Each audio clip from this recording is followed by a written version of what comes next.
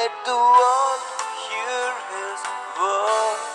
தேவனுடைய வாக்குத்தத்தங்கள் எல்லாம் இயேசு கிறிஸ்துவுக்குள் ஆம் என்றும் அவருக்குள் ஆமேன் என்றும் இருக்கிறதே.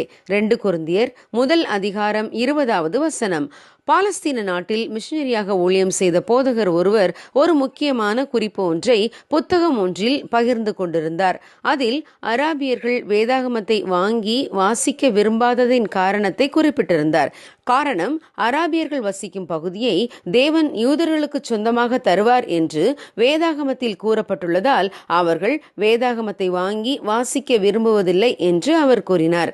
ஆபிரகாமுக்கு சொல்லப்பட்ட ஆசீர்வாதங்கள் இன்று வரை அவருடைய சந்ததியாகிய இஸ்ரவேலருக்கு நிறைவேறிக் கொண்டே இருக்கின்றன என்று அவர்கள் கண்டுகொண்டதால் இந்த வாக்குத்தத்தமும் அவர்களுக்கு நிச்சயம் நிறைவேறும் என்று வேதாகமத்தை அவர்கள் வாங்கி வாசிக்க விரும்புவதில்லை.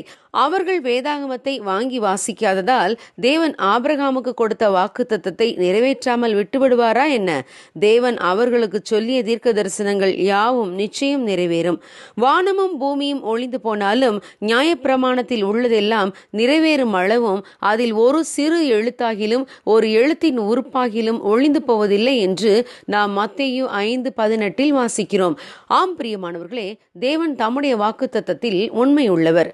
தேவன் இஸ்ரவேல் ஜனங்களை வழிநடத்தி சென்ற யோசுவாவிடம் வனாந்தரமும் இந்த லீபனோனும் தொடங்கி ஐபிராத்து நதியான பெரிய நதி மட்டும் உள்ள ஏத்தியரின் தேசம் அனைத்தும் சூரியன் அஸ்தமிக்கிற திசையாகிய பெரிய சமுத்திரம் வரைக்கும் உங்கள் எல்லையாயிருக்கும் என்று வாக்குத்தத்தம் கொடுத்தார்.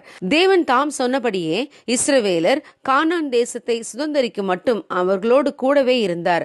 கர்த்தர் இஸ்ரவேல் குடும்பத்தாருக்கு சொல்லியிருந்த நல் வார்த்தைகளிலெல்லாம் ஒரு வார்த்தையும் தவறி போகவில்லை, எல்லாம் நிறைவேறிற்று என்று நாம் வேதத்திலே வாசிக்கிறோம்.